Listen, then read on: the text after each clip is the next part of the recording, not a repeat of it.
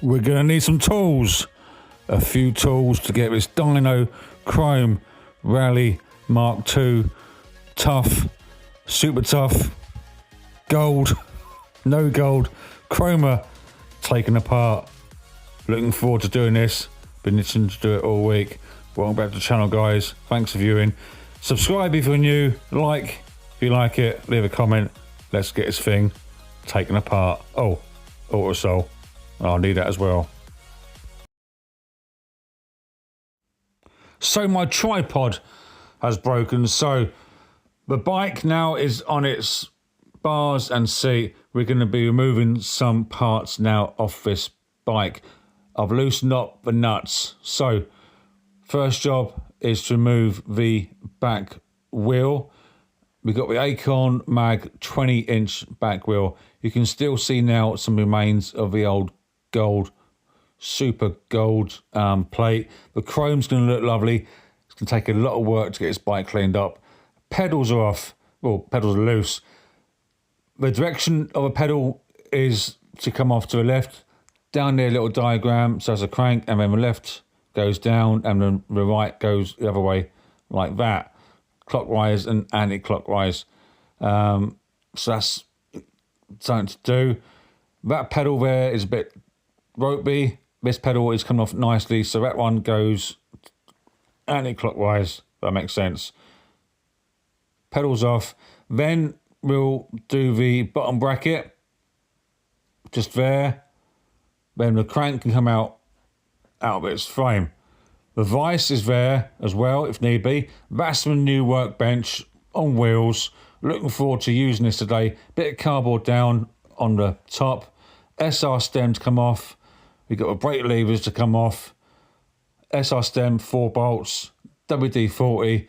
It's all going to work well together. The seat, the BMX seat's coming off today, along with the seat post and the seat stem. The Diacomp Type 1020 calipers, they're coming off. It's missing its brake blocks. They're long gone. Original cables, we'll keep them with the original brake levers. We're keeping them.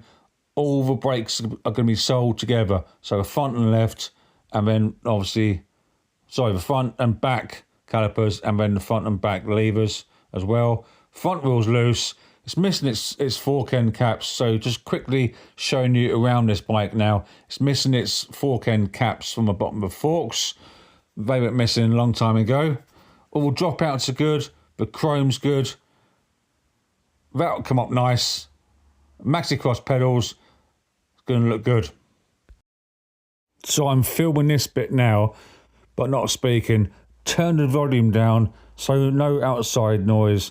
Just doing a voiceover, so just bear with me, hopefully if you can, just for the duration of this video. So, those are the rear fork end tags. That's the front reflector bracket. All these bits are going to get cleaned up and sold individually. Nice Survivor Mark II front reflector bracket. Lovely. So fork end tags you saw. This is the back wheel. So this bit you need to know. So that was a back wheel.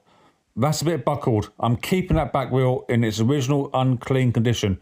There's a reason why that is. That'll be revealed later on in the next video. That back wheel is a keeper. Keeper. The front wheel, I think I'll probably keep for the green frame grifter, unless someone messages me and says, look, I need that front wheel. Can you do a price on it? Then I'll sell it to you. But the back wheel's buckled.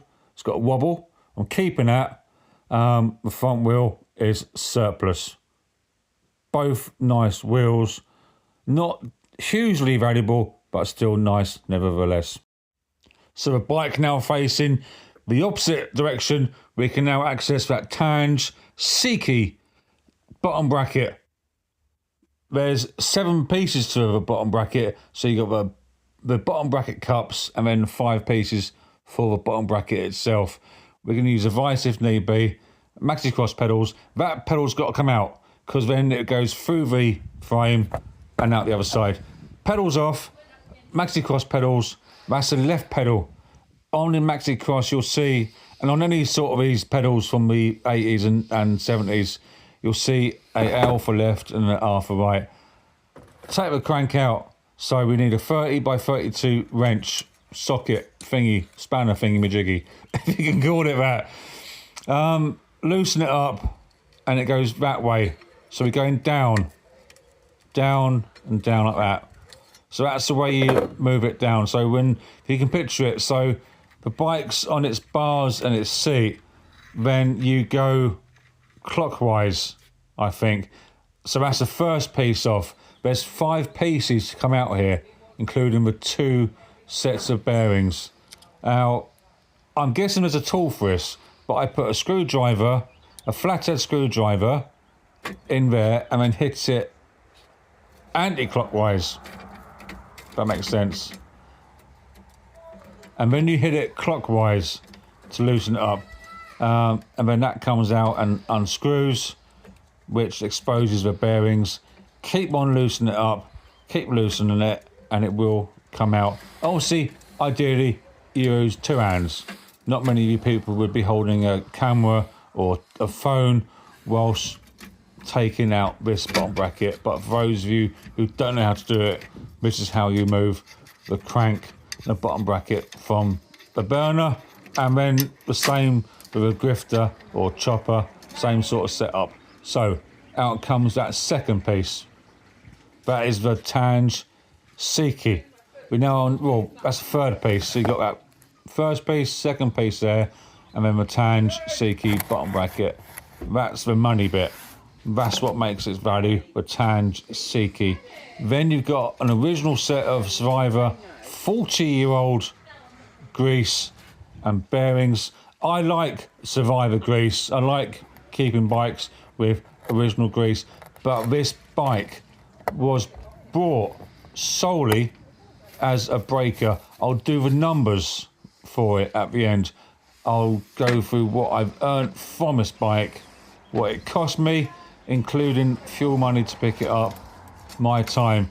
And I'll also tell you an honest opinion of how long it takes to dismantle one of these BMXs, including the cleaning time, the listing time, and then you'll see why people are charging 25 quid for Tange Seiki bottom bracket, why they're charging 160 quid, 170 pound for a frame, why they're charging 60 pound for a crank arm and crank. This is a Japan one-piece crank with the, yeah, see, Japan, JPN. I don't know what those 3 numbers there mean, but JPN is Japan. A nice straight crank. It hasn't lost much of its gold plate. It's a really clean crank. And people say, you know, that's another burner that's been destroyed and lost.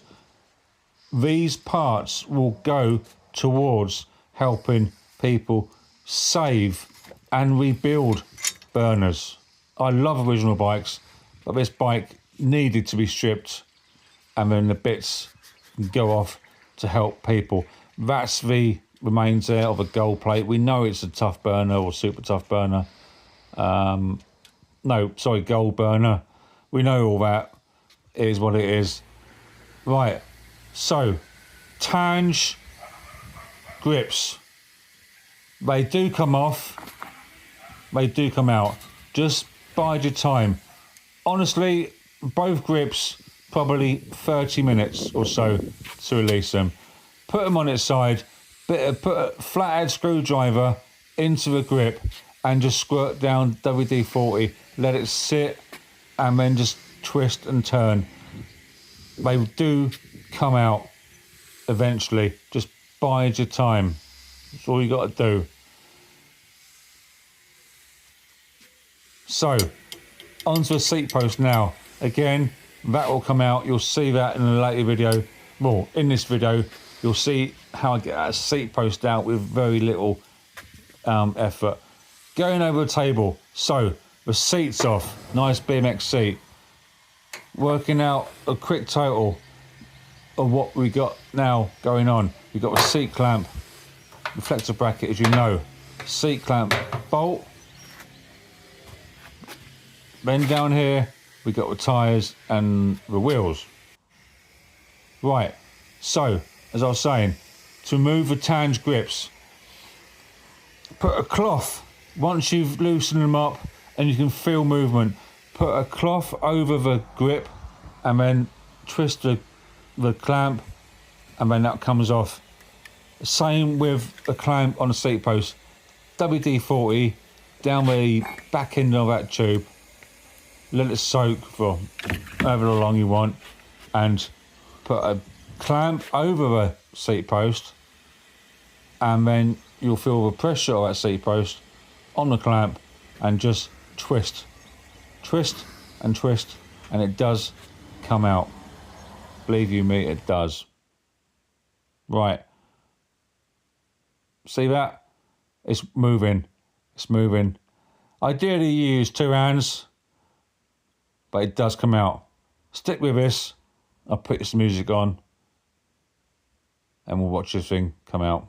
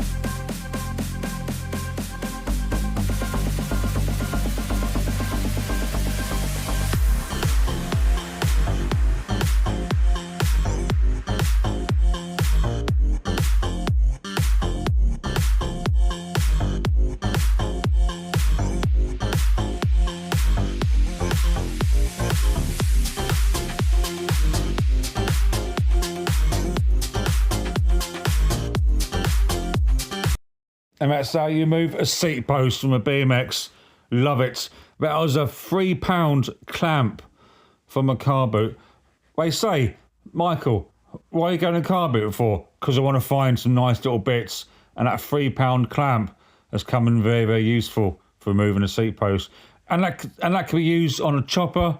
Yeah, any sort of method, any sort of bike. Stuck in seat post, clamp it out. Right, good to go. We now got to tackle the SR stem. So 4 bolts to take the top bit out, which will then remove the bars. That 5th bolt holds the SR stem into the frame. So not much else to do really. There's the wheels. As you've seen, the SR stem's out, the bars are out. Everything out on this bike. I'm leaving the headset in. I'm leaving the bottom bracket cups in. That bike is being sold, that bicycle frame is being sold complete, forks and bottom bracket cups and headset in. Just got to clean it and remove the dyno stickers. That's 2 hours work. The seat is out. There we are. We got the Type 1020 83 stamp. So these brake calipers are 41 years old. In pretty good nick. Tange bottom grips, tange grips, seat post clamp. We got the rear seat, the rear wheel. I'm getting my words mixed up. I'm getting excited. I'm getting excited here. I can see the money rolling in now. Some good parts here. SR stem with its bolt down the bottom, the chain guard, the crank. As I said before, reflector bracket. Some good parts here. All need a really good clean. I've got another 2 hours cleaning on these parts here. I've got another 2 hours on that frame. And yeah, I've got 4 hours work here, even before I've listed anything. So yeah, pretty pleased with how that has all gone on. Let's now leave you now with some images of a day. And thanks for watching. Like I said, if you're new, hit that subscribe button. If you're already subscribed, do a massive favour and hit that like. Unfortunately, you've not seen my face today in this video because I've got the washing line behind me. I'm cramped in a corner near the shed and a fence, and I've just decided to take myself out of the equation. I'm over here on a Sunday morning, mess about with my BMX, try and make a couple of quid, and jobs are good, as they say. Thank you.